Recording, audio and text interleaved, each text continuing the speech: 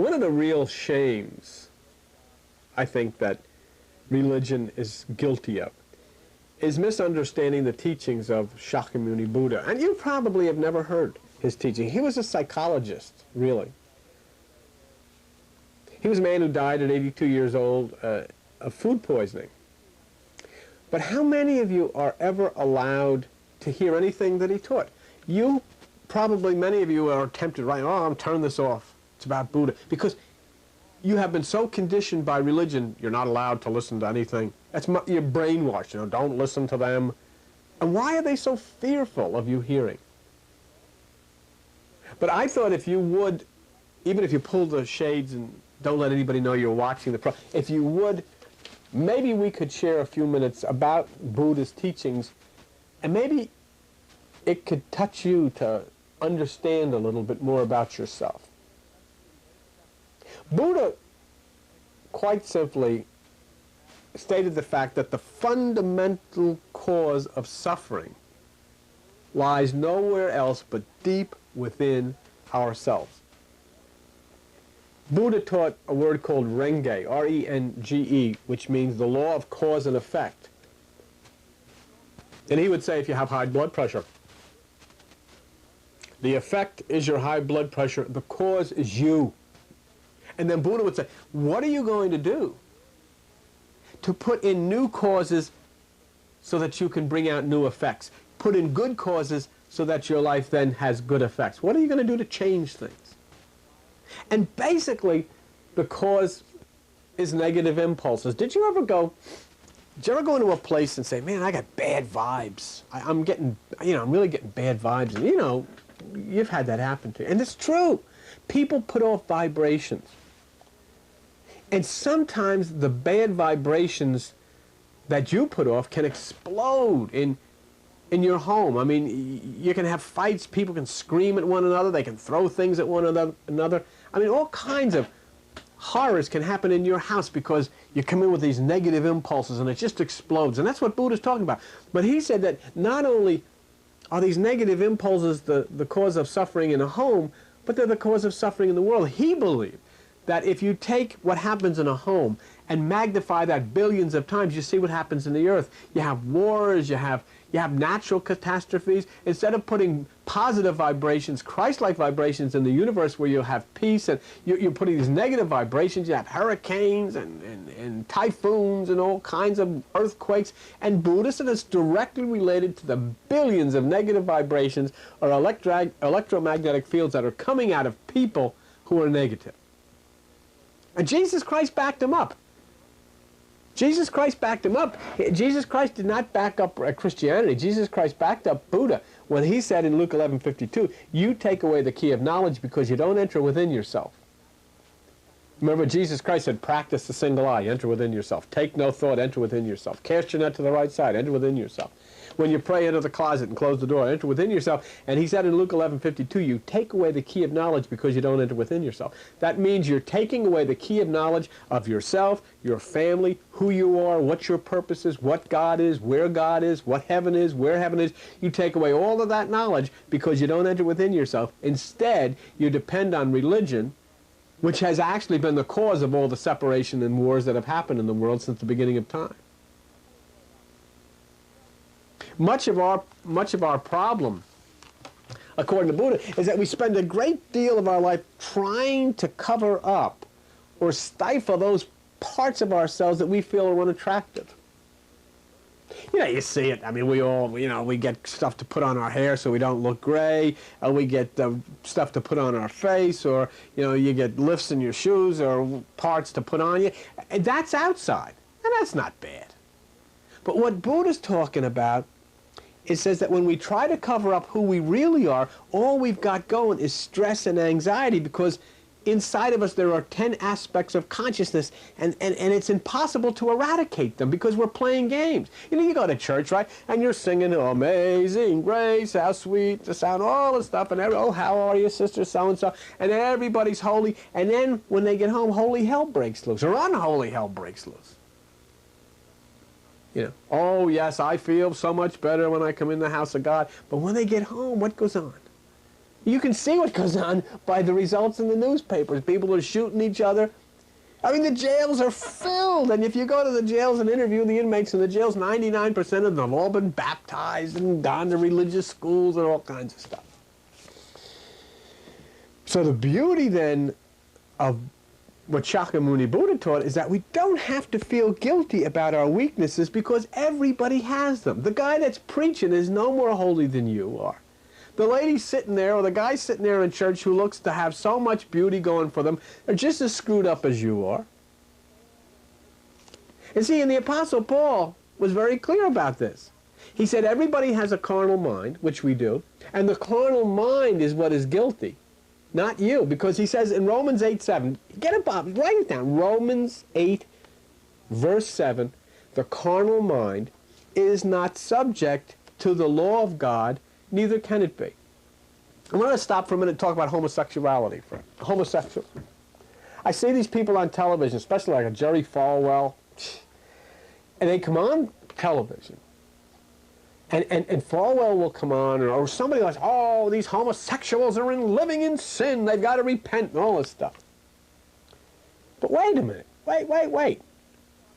If Romans 8:7 is true, and the carnal mind is not subject to the law of God, and neither can it be, then we've got a problem here, because all sexuality, whether it be homosexual or heterosexual, comes out of the carnal mind, and if the carnal mind is not responsible, then there can be no sin, can there? So shouldn't we start using the Bible to lift the burdens of guilt off of people instead of twisting it to put the burden of guilt on people? Let me ask you something else. If homosexuality is a sin, how did Jesus say about eunuchs? And these are men without, the necessary male equipment. Jesus said some eunuchs are born that way from their mother's womb. Then if a eunuch can be born that way from a mother's womb, can a homosexual be born that way from a mother's womb? And who has the right to say, oh, I can change, or this person can change? Liberace could have never been anything more than he was. But he tried so hard. He even got married to a woman, because he tried and he couldn't, because he wasn't made that way. Everybody's made male or female. Male and female. If you look in Genesis chapter 5, verse 1, it says, they are made in the image of God, male and female, and he called their name Adam. Some people have a little too much male, some people have a little too much female. Life is a very fine balance. The problem with it is, in religious circles, it is also intolerant and filled with discrimination. The reason that people in Christianity don't like Buddha is not because of what he said, because they don't know what he said. The reason they don't like him is because of his culture and his slanty eyes. He's of a different culture, so he can't be like us Westerners, you see. So we don't want to get near him. Because you can't turn around and say, I don't believe in Buddha, because you don't know what he talked about. Now, that's what I'm trying to share with you. I think let's get back to Buddha. Buddha says, stop trying to cover up your shortcomings. And the reason that you try to cover up your shortcomings is because you're trying to live up to the church's standards, you're trying to live up to your parents' standards, you're trying to live up to the society, you're trying to live up to the law, and all of these things, and you can't. So you try to cover up these impulses, and you can't suppress these impulses because they're like a tightly coiled spring. People will say, oh, did you ever get somebody in these church conferences, oh, he's doing much better or she's doing much better? What they've done is they've pressed the spring down and they've got a lid on it. But one day, there's so much tension inside of that person that all of a sudden, pow, and this thing will fly off, and then all hell breaks loose.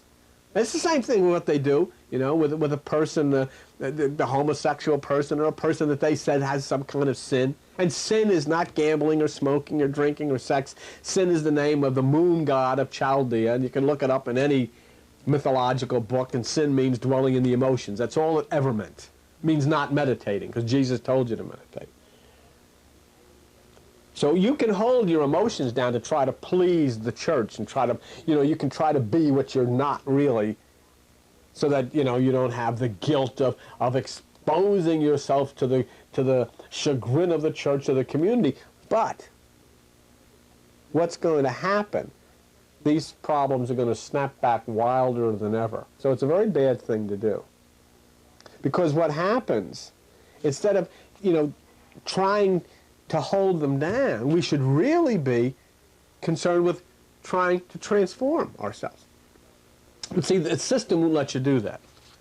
Instead of going to Atlantic City, they think that's a sin. They want you to come to the church social and sit there in some lunacy.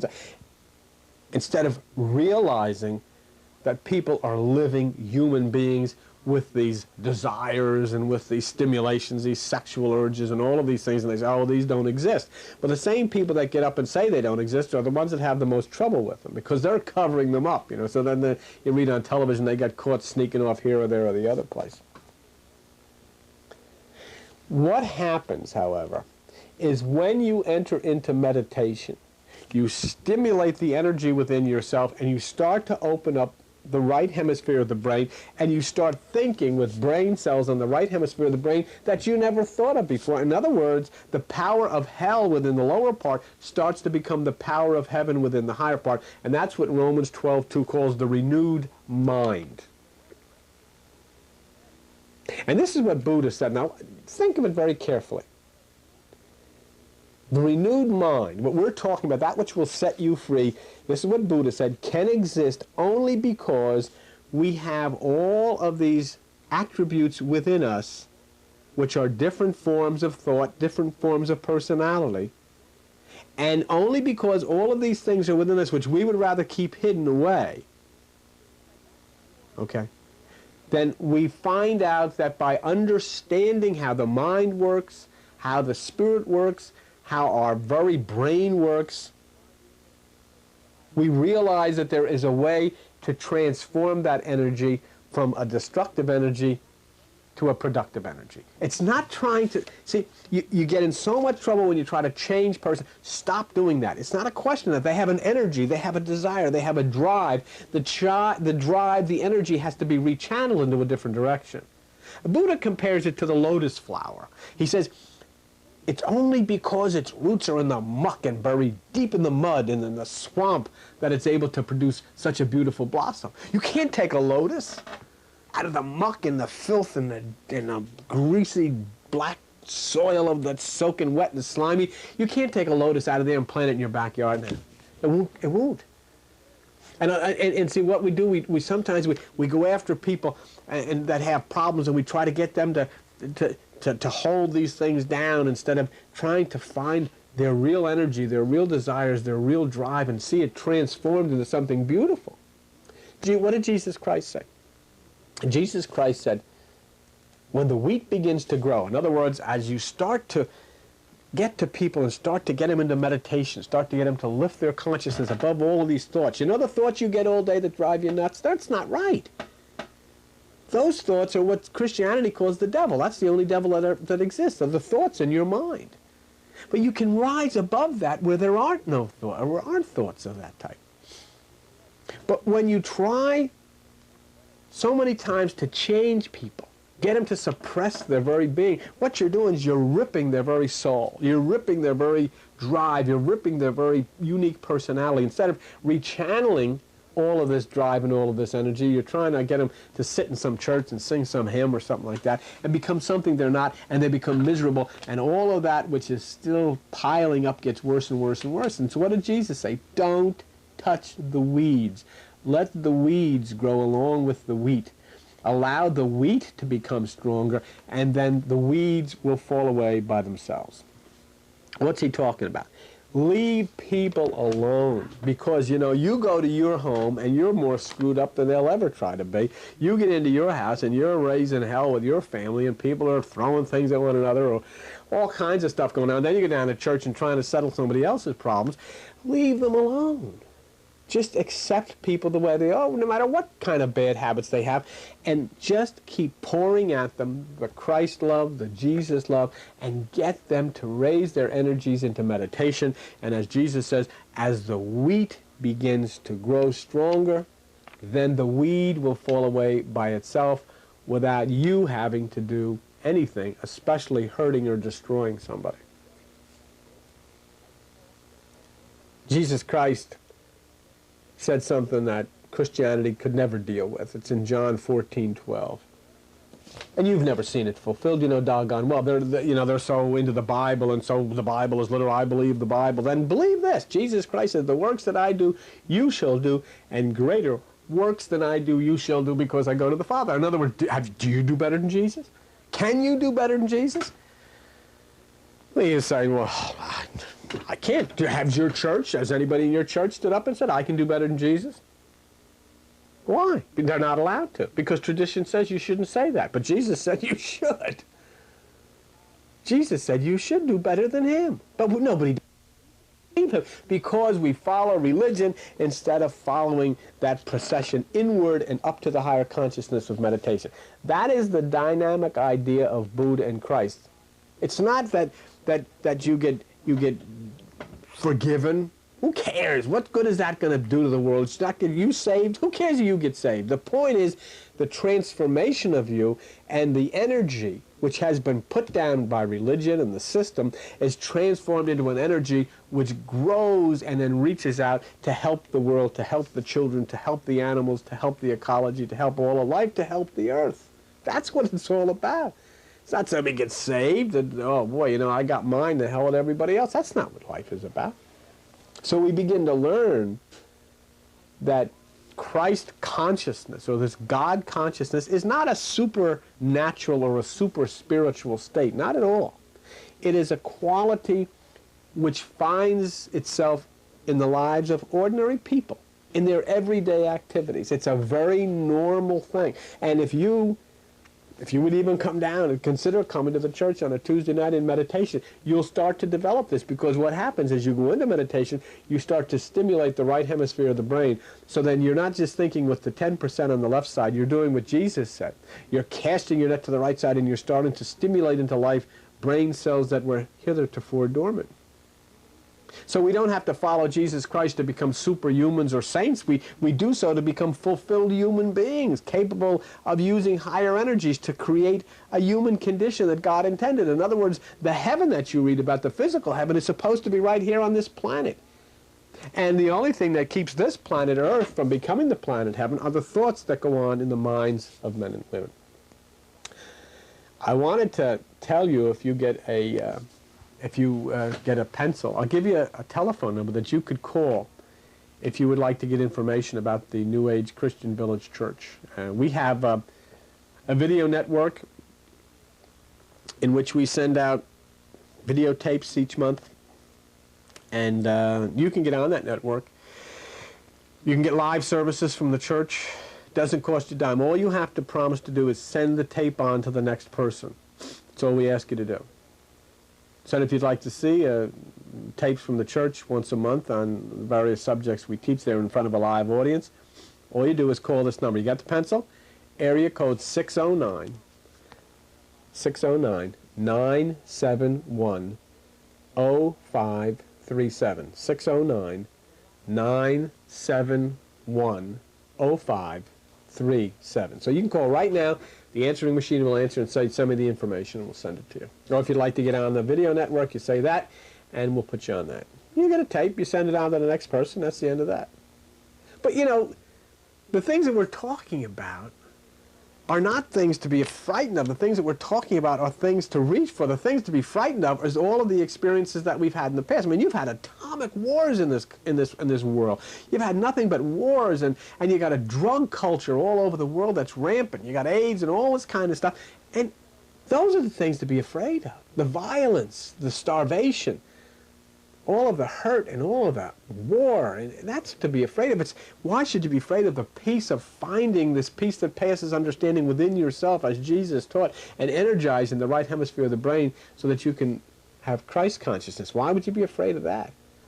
I would be afraid, and we should be afraid of the old way, the religious way, the Christian way, not the Christ way, not the Christian way. It's to be feared because it has set people apart from one another. Let's take a look at how maybe change comes.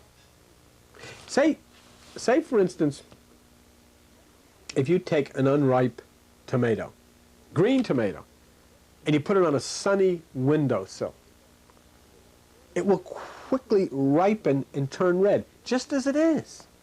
You don't have to change it. You don't have to cut into it and move anything around. You don't have to, all you have to do is expose it to a certain energy.